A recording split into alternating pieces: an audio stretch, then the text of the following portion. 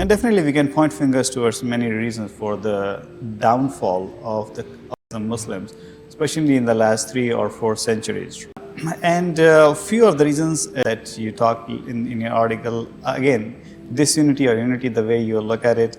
So how should Muslim navigate in this secular world?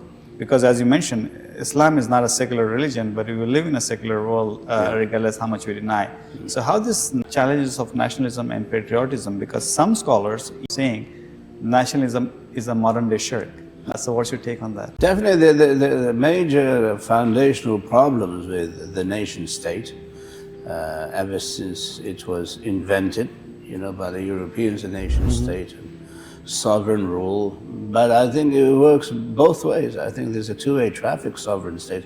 One is that if you allow a state, meaning a country, a group of people, to decide that they have the right to self-determination, Haqq masir, we call it in Arabic.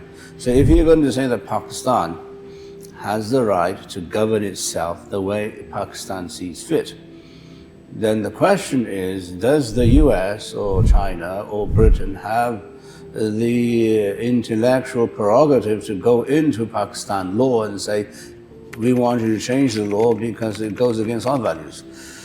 Theory of intervention. Okay? So intervention is not allowed, even in a nation state kind of sovereign rule. You're not allowed to interfere with the laws and the governance of any given independent country. So if you maintain that, then I think Muslims in the West, especially us here in the US, we have to stop, bullying our countries and say, well, why do they have this law of, say, apostasy? Okay, why does Singapore have a law of just killing people who are caught with drugs or something? But that's their sovereign rule. That's the whole point of, a nation state, that you have your own individual independent prerogative to enforce your laws based on your understanding of morality without interference from other countries. So I think that formula works if we allow people to do what they think is moral.